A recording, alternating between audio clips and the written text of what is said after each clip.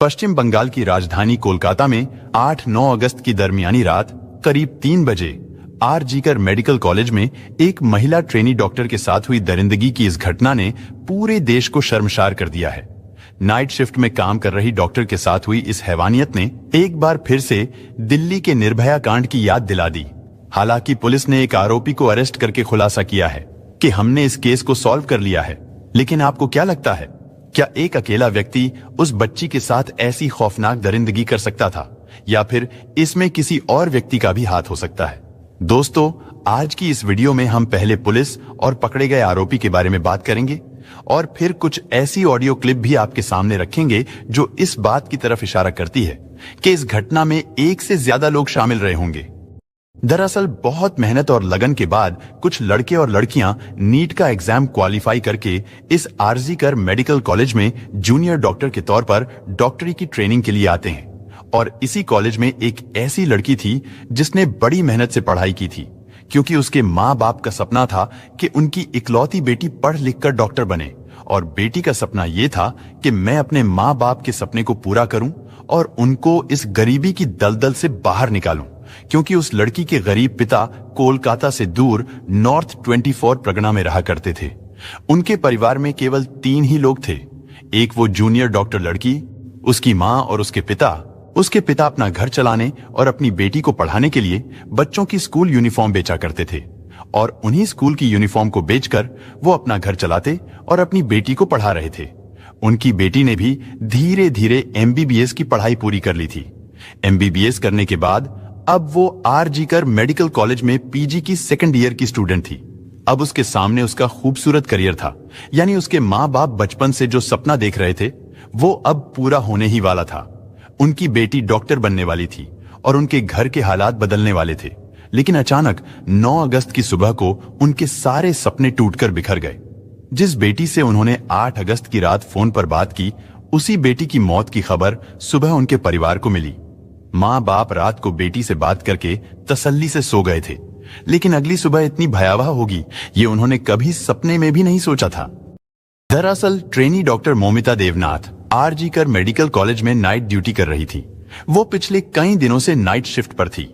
उसकी ड्यूटी करीब 10 बजे के आसपास शुरू हो जाती थी, और जब सुबह को उसकी शिफ्ट खत्म हो जाती तो मोमिता हॉस्पिटल से सीधे अपने घर चली जाती थी। क्योंकि ये हॉस्पिटल लाल बाजार इलाके में था, इसलिए 8 अगस्त 2024 को भी हर रोज की तरह वो अपने घर से हॉस्पिटल जाने के लिए निकली। हॉस्पिटल पहुंचने के बाद जो पेशेंट उसके अंडर में थे, उसने उन मरीजों को देखा, यानी उसने उन्हें अटेंड किया, और इस काम में उसे रात के करीब 2 बज गए थे। उस समय हॉस्पिटल में मरीजों और उनके साथ आने वाले लोगों की भीड़ थोड़ी कम होने लगी और हॉस्पिटल में सन्नाटा छाने लगा, क्योंकि उस समय मरीज भी कम होने लगे थे। इसलिए ट्रेनी डॉक्टर मोमिता को भी थोड़ा फुर्सत का समय मिला, तो उस जूनियर डॉक्टर ने अपने 4 और जूनियर डॉक्टरों के साथ बैठकर हॉस्पिटल की कैंटीन में रात का खाना खाया। उस समय रात के 2 बज रहे थे। खाना खाने के बाद अक्सर इमरजेंसी वार्ड की ड्यूटी से जब डॉक्टर या मेडिकल स्टाफ थक जाते थे तो वो हॉस्पिटल के सेमिनार हॉल में आराम करने के लिए चले जाते थे। हालांकि उस सेमिनार हॉल में करीब 25 से 30 लोगों के बैठने के लिए वहां कुर्सियां भी लगाई गई हैं, क्योंकि जब भी हॉस्पिटल में कोई फंक्शन होता था तो वो इसी सेमिनार हॉल में होता था। ये सेमिनार हॉल 4थी मंजिल पर बनाया गया है। लेकिन अजीब बात यह है कि इतने बड़े और प्रसिद्ध आरजीकर मेडिकल कॉलेज में स्टाफ के आराम करने के लिए कोई भी कमरा, कोई भी रूम नहीं बनाया गया है, जिस कारण जो मेडिकल स्टाफ नाइट शिफ्ट में ड्यूटी पर होते हैं, जब वो लोग काम से थक जाते हैं तो जूनियर डॉक्टर और बाकी स्टाफ के लोग भी उसी 4th फ्लोर पर सेमिनार हॉल में आराम करने चले जाते थे, और वहां पर बैठकर मेडिकल स्टाफ के लोग थोड़ी देर आराम कर लेते थे और फिर थोड़ी देर बाद वो अपनी ड्यूटी पर चले जाते थे। इसी तरह ये जूनियर डॉक्टर यानी मोमिता देवनाथ भी रात का खाना खाने के बाद अपने डॉक्टर साथियों को गुड नाइट कहकर करीब 2 से 3 बजे के दरमियान, यानी 2:30 बजे के आसपास 4th फ्लोर पर बने उस सेमिनार हॉल में जाती है, और वहां जाकर मोमिता सोचती है कि वो थोड़ी देर आराम करेगी और फिर उसके बाद अपनी बाकी शिफ्ट को पूरा करेगी। लेकिन उस जूनियर डॉक्टर के सेमिनार हॉल में जाने के बाद सुबह तक उसके बारे में किसी को कुछ भी पता नहीं चलता। उधर उसके साथ नाइट शिफ्ट में काम करने वाले दोस्तों को भी लगा कि शायद मोमिता अपने घर चली गई है, इसलिए वो लोग भी अपनी अपनी ड्यूटी में बिजी हो जाते हैं। इसके बाद धीरे धीरे रात गुजर गई और फिर अगली सुबह हो गई थी। यानी रात 3 बजे से लेकर सुबह के करीब 8:30 बजे तक भी उस हॉस्पिटल का माहौल बिल्कुल शांत और नॉर्मल था। लेकिन जब 8:30 बजे हॉस्पिटल का एक स्टाफ उसी सेमिनार हॉल का दरवाजा खोलकर अंदर जाता है और जैसे ही वो अंदर जाता है तो उसके मुंह से चीख निकल जाती है, क्योंकि वहां पर उसने देखा कि सामने फर्श पर एक गद्दा पड़ा है और उस गद्दे पर एक लड़की पड़ी हुई है। इसके बाद वो उस लड़की के थोड़ा और करीब जाता है। उसने देखा कि उसके चारों तरफ खून ही खून फैला हुआ है। उसके बाद वो व्यक्ति बदहवास हालत में चीखता हुआ उस सेमिनार हॉल से बाहर की ओर भागता है। उसकी चीखें सुनकर स्टाफ के कुछ लोग भी वहां पर पहुंच जाते हैं और फिर देखते ही देखते कुछ ही देर में हॉस्पिटल के तमाम डॉक्टर, जूनियर डॉक्टर तथा स्टाफ के सभी लोग वहां पर इकट्ठा हो गए और फिर जो कुछ उन्होंने अपनी आंखों से देखा उसे देखकर उनकी भी चीख निकल गई थी, क्योंकि वहां पर लेडी जूनियर डॉक्टर मोमिता देव नाथ लहूलुहान पड़ी थी। उसके जिस्म पर ऊपर के कुछ कपड़े तो थे, लेकिन नीचे के कपड़े बिल्कुल भी नहीं थे, यानी वो अर्धनग्न अवस्था में थी। उसके पूरे शरीर पर यानी चेहरे से लेकर पैरों तक शायद ही कोई ऐसी जगह हो जहां पर जख्म का कोई निशान ना हो। उसकी दोनों आंखों और चेहरे से खून रिस रहा था, पूरी बॉडी से खून रिस रहा था। इसके बाद आनन फानन में उस जूनियर डॉक्टर की लाश को कपड़ों से ढक दिया गया। हालांकि आमतौर पर ऐसे जख्मियों को या फिर ऐसी लाश को हॉस्पिटल ले जाया जाता है, लेकिन डॉक्टर मोमिता देवनाथ तो हॉस्पिटल में ही पड़ी थी और वहां पर मौजूद डॉक्टरों को उसी समय यह पता चल गया था कि अब उसकी सांसें थम चुकी है और वो मर चुकी है। इसके बाद ट्रेनी डॉक्टर मोमिता की लाश को मुर्दा घर ले जाया गया, क्योंकि उस लाश की शिनाख्त पीजी सेकंड ईयर की स्टूडेंट के रूप में हो चुकी थी। इसलिए जूनियर डॉक्टर मोमिता देवनाथ के घर वालों को भी इस घटना की सूचना दे दी गई। सूचना मिलते ही ट्रेनी डॉक्टर के घर कोहराम मच गया और फिर कुछ देर बाद उसके घर वाले भी हॉस्पिटल पहुंच गए। घर वालों के हॉस्पिटल पहुंचने के बाद हॉस्पिटल में मौजूद चेस्ट मेडिसिन डिपार्टमेंट के सहायक सुपरिटेंडेंट ने उनसे कहा कि आपकी बेटी ने खुशी की है, लेकिन ट्रेनी डॉक्टर के माता पिता ने जो बताया है उससे तो इस पूरे मामले में कहीं ना कहीं साजिश की बू आने लगी है। ट्रेनी डॉक्टर के पिता की मां ने तो सुबह के समय जब वो अपनी बेटी को देखने गए थे तो उन्होंने देखा था कि उनकी बेटी के चेहरे से खून टपक रहा था। उसका चश्मा भी बुरी तरह से टूटा हुआ था और जब उन्होंने बेटी की लाश के ऊपर पड़े कपड़े को थोड़ा सा हटाया तो उन्हें उसकी कमर से नीचे कपड़े नहीं दिखे थे। लेकिन उस बेटी के साथ इतना कुछ हो जाने के बाद भी उसी हॉस्पिटल के चेस्ट मेडिसिन डिपार्टमेंट का सहायक सुपरिटेंडेंट कहता है कि जूनियर डॉक्टर मोमिता देवनाथ ने तो खुदकुशी की है, यानी एक लड़की जिसके जिस्म पर कोई कपड़ा नहीं है, उसका शरीर सिर से लेकर पैर तक जख्मी है। भला कोई ऐसे भी अपनी जान देता है? खैर, जब ये तमाम बातें चल ही रही थीं, तो थोड़ी देर के अंदर ही अंदर इस घटना की खबर पूरे हॉस्पिटल के तमाम जूनियर डॉक्टरों तक पहुंच गई और जिन लोगों ने भी उस ट्रेनी डॉक्टर की लाश देखी उन्होंने पहली ही नजर में अंदाजा लगा लिया था कि ये सिर्फ कत्ल ही नहीं है, बल्कि उसके साथ जबरदस्ती हैवानियत भी की गई है। और इसी वजह से सभी जूनियर डॉक्टरों में गम और गुस्से का माहौल पैदा हो गया था, क्योंकि ये दरिंदगी एक सरकारी हॉस्पिटल के अंदर एक जूनियर डॉक्टर के साथ की गई थी।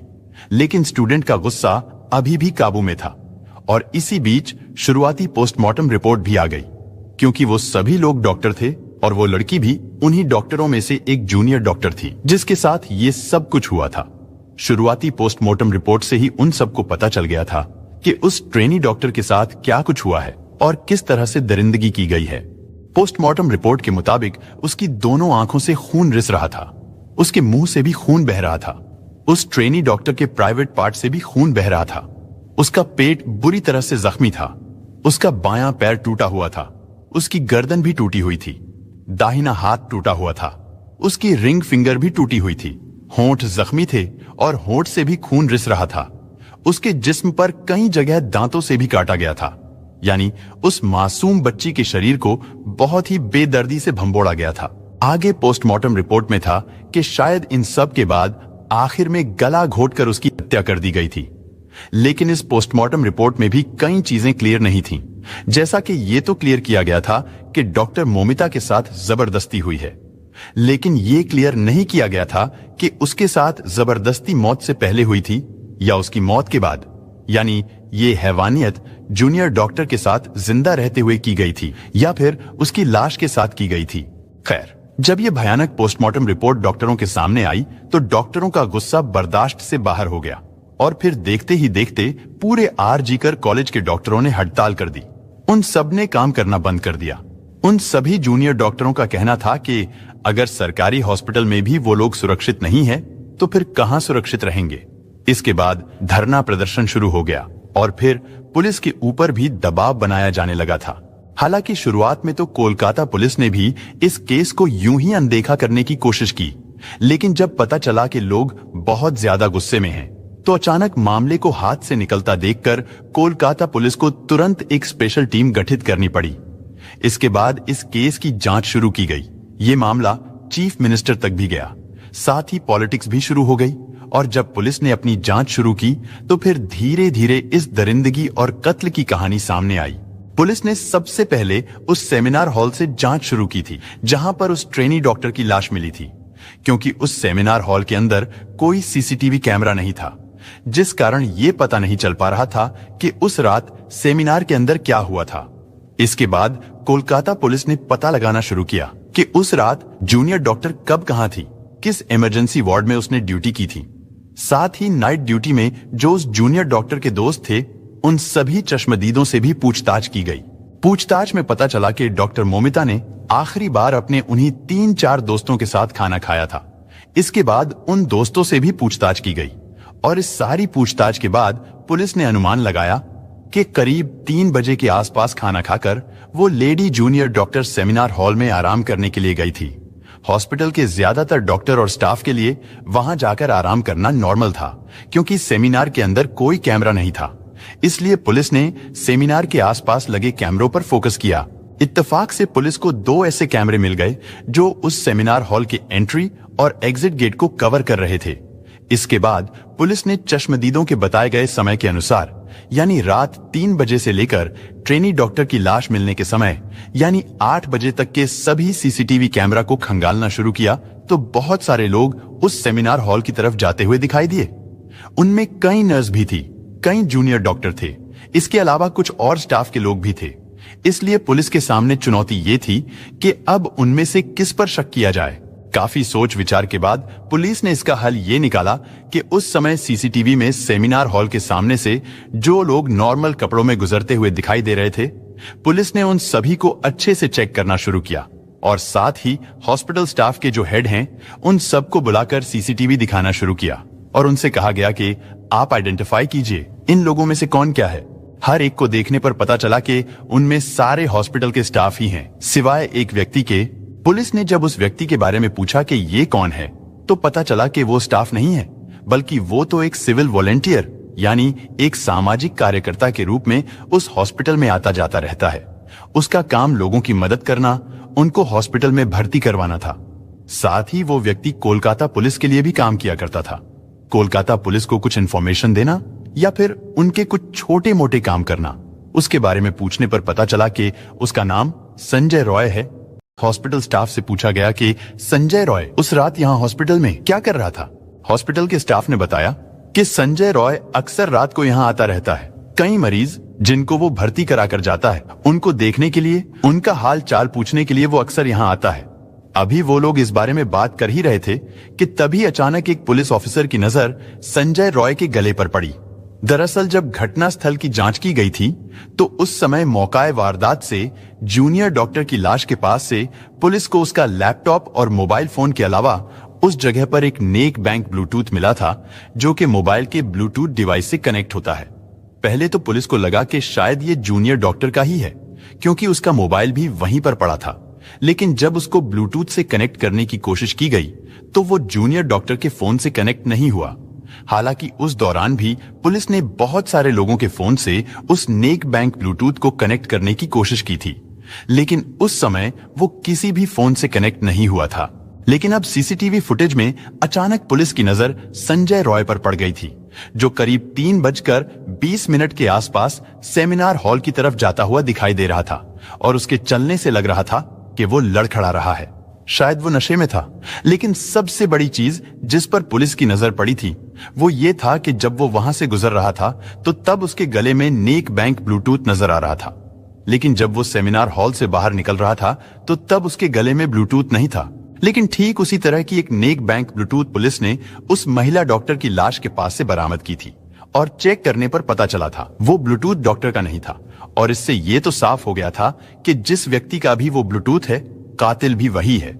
इसके बाद सीसीटीवी कैमरा के आधार पर जितने भी लोगों को चिन्हित किया गया था, पुलिस ने उन सब के फोन को उस ब्लूटूथ से कनेक्ट करने की कोशिश की, लेकिन फिर भी कोई सफलता नहीं मिली।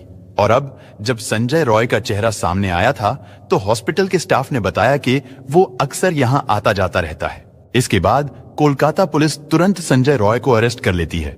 संजय उस समय भी नशे में था और जब पुलिस उससे पूछताछ कर रही थी, उससे सवाल कुछ पूछा जा रहा था और वो जवाब कुछ और दे रहा था। लेकिन पुलिस को जो ब्लूटूथ घटनास्थल से मिला था, एक पुलिस वाला उस ब्लूटूथ को संजय के मोबाइल से कनेक्ट करने की कोशिश करता है तो वो ब्लूटूथ संजय के मोबाइल फोन से तुरंत कनेक्ट हो जाता है। इसके बाद जब उसका नशा उतरता है तो पुलिस उससे पूछताछ करती है। साथ ही उसके मोबाइल को भी चेक किया जाता है और ये पता लगाया जाता है कि 8 और 9 अगस्त को वो कहां गया था। पुलिस उसके पूरे डाटा को खंगालती है और फिर पुलिस ये खुलासा करती है कि उस जूनियर डॉक्टर का कातिल और पिस्ट कोई और नहीं बल्कि यही संजय रॉय है। पुलिस के मुताबिक 8 अगस्त की रात को संजय हॉस्पिटल में पहुंचता है। इसके बाद वो हॉस्पिटल के पीछे एक सुनसान जगह बैठकर देर रात तक शराब पीता है और फिर हॉस्पिटल में इधर उधर घूमता रहता है। पुलिस का मानना था कि संजय सीसीटीवी कैमरे में उस तरफ जाता हुआ दिखाई दे रहा था जिस तरफ सेमिनार हॉल है और फिर करीब 40 मिनट बाद वहां से निकलता हुआ भी दिखाई देता है। और इसका मतलब ये था कि उस रात जो कुछ भी हुआ था वो उन 40 मिनट में हुआ था और वो ब्लूटूथ आरोपी को पकड़ने के लिए पुलिस के पास सबसे बड़ा सबूत था, क्योंकि वो ब्लूटूथ मोकाए वारदात से मिला था। और सबसे बड़ी बात ये कि संजय के गले में सेमिनार की तरफ जाते हुए तो ब्लूटूथ था, लेकिन आते हुए नहीं था। यानी जब उसका ब्लूटूथ गिरा था तो उस समय वो होश में नहीं था। इसके बाद संजय रॉय को अरेस्ट कर लिया गया, लेकिन जब उसके मोबाइल को अच्छे से चेक किया गया तो उसके मोबाइल में पोर्न फिल्मों के अलावा कुछ भी नहीं था, जिससे उसकी मानसिकता का भी पता चलता है कि वो शराब के साथ साथ पोर्न फिल्में देखने का भी आदी है और इतनी शराब पीता है कि वो होश में ही नहीं रहता। इसके बाद जब उसके फैमिली बैकग्राउंड को खंगाला गया तो पता चला कि उसकी एक माँ है, लेकिन वो अपनी माँ का भी ख्याल नहीं रखता है। उसकी एक बहन भी है, लेकिन बहन उसकी बुरी आदतों की वजह से उससे कोई वास्ता नहीं रखती है। संजय रॉय ने 4 शादियां की हैं, जिनमें से 3 पत्नियां उसकी बुरी आदतों और हरकतों की वजह से उसे छोड़कर भाग गई, जबकि चौथी पत्नी की किसी बीमारी के चलते 1 साल पहले मौत हो गई थी। बहुत से लोग और रिश्तेदार तो यही समझते थे कि वो पुलिस में नौकरी करता है, क्योंकि उसने सबको यही बता रखा था कि वो पुलिस डिपार्टमेंट में है, जबकि वो पुलिस के लिए एक तरह से मुखबिर का काम किया करता था। इधर संजय रॉय को अरेस्ट करने के बाद कोलकाता पुलिस ने खुलासा किया कि इस केस को सॉल्व कर लिया गया है, लेकिन अब इस बात की भी जांच कर रहे हैं कि क्या इस पूरे घटनाक्रम में वो अकेला था, क्योंकि आरजीकर कॉलेज के सभी जूनियर डॉक्टरों का कहना था कि डॉक्टर मोमिता वेदनाथ एक होनहार हष्ट-पुष्ट लड़की थी, जबकि संजय राय एक दुबला पतला सा व्यक्ति है। और सबसे बड़ी चीज जो इस बात की तरफ इशारा करती है कि इस दरिंदगी में संजय अकेला नहीं था, बल्कि उसके साथ और भी कई लोग रहे होंगे, क्योंकि उस समय संजय नशे में धुत था, उससे तो ठीक से चला भी नहीं जा रहा था। तो क्या ऐसे में अकेले ही उसने ट्रेनी डॉक्टर पर काबू पा लिया था? और जब यही सवाल पुलिस से पूछा गया कि क्या एक अकेला व्यक्ति उस जूनियर डॉक्टर पर काबू पा सकता था, तो पुलिस ने इसका जवाब देते हुए कहा कि हो सकता है संजय ने सेमिनार में जाकर जूनियर डॉक्टर के साथ जबरदस्ती करने की कोशिश की हो, लेकिन जब उस जूनियर डॉक्टर ने उसका विरोध किया होगा तो फिर संजय ने उसको किसी भारी चीज से मारा होगा, जिससे वो बेहोश हो गई। पुलिस का कहना था कि हो सकता है उसी समय उस जूनियर डॉक्टर की सांसें थम चुकी हों, यानी उसकी मौत उसी समय हो चुकी थी और डॉक्टर के मौत के बाद ही संजय ने उसके साथ दरिंदगी की है, क्योंकि सारी चीजों को देखते हुए उसके जीते जी तो उसके साथ जबरदस्ती करना संजय के लिए पॉसिबल नहीं था। या फिर दूसरी थ्योरी ये है कि इसमें एक से ज्यादा लोग शामिल थे। लेकिन अब सवाल ये कि अगर एक से ज्यादा लोग शामिल थे तो फिर वो कौन लोग थे? क्या वो हॉस्पिटल के स्टाफ ही थे, या कोई और था, या फिर उस डॉक्टर के अपने दोस्त ही थे, या संजय की तरह के ही कई शराबी लोग थे? लेकिन अभी ये सारी चीजें चल ही रही थीं कि तभी अचानक सोशल मीडिया पर एक ऑडियो क्लिप वायरल होता है, जिसमें इस घटना के पीछे किसी बड़े पॉलिटिकल कनेक्शन की बात की गई है। साथ ही इस बातचीत ने कोलकाता पुलिस और उसकी जांच पर भी गंभीर सवाल खड़े कर दिए हैं। हालांकि ये ऑडियो क्लिप बंगाली भाषा में है, लेकिन साथ ही आपको उसका हिंदी ट्रांसलेशन स्क्रीन पर भी लिखा हुआ दिखाई देगा। आप उसको भी पढ़कर समझ सकते हैं। ঠিক আছে, ওটা প্রিন্সিপালই চালাচ্ছে এন্ড প্রিন্সিপালের যারা সাকরেত তারাই চালাচ্ছে আমাদেরকে। আমরা দাদা সাসপেক্ট করছি এটা ইন্টার্নের কাজ, ঠিক আছে, এবং যে ইন্টার্ন তার যথেষ্ট পলিটিক্যাল ব্যাকগ্রাউন্ড আছে, তার ফ্যামিলি মেম্বারও প্রোটেকশন দেওয়ার জন্যই মানে খারাপ লাগছে ভাবতে যে আমার ব্যাচমেটই এরকম করতে পারে এবং কলেজ অথরিটি এতটা নির্লজ্জ যে তাকে সেফগার্ড করার জন্য এত কটা গেমস খেলা হচ্ছে। हालांकि 8 और 9 अगस्त की दरमियानी रात को कोलकाता के सरकारी हॉस्पिटल में महिला ट्रेनी डॉक्टर के साथ हुई इस हैवानियत के आरोपी को पुलिस ने चुस्ती फुर्ती दिखाते हुए मात्र 24 घंटों के अंदर अरेस्ट भी कर लिया था। लेकिन अब सवाल ये, आखिर आरोपी के पकड़े जाने के बाद भी सभी ट्रेनी डॉक्टर इंसाफ की मांग पर क्यों डटे हुए हैं? क्यों आरोपी के पकड़े जाने के बाद भी डॉक्टरों का गुस्सा शांत नहीं हो रहा है? और क्यों आरोपी के पकड़े जाने के बाद भी सीबीआई जांच की मांग की जा रही है? और क्यों पश्चिम बंगाल की सीएम ममता बनर्जी को अपनी ही पुलिस को डेडलाइन देनी पड़ी है? इतना ही नहीं, इसके बाद टीएमसी के नेता कुणाल घोष ने भी अपने सोशल मीडिया प्लेटफॉर्म से एक और ऑडियो क्लिप जारी करके सनसनी मचा दी है।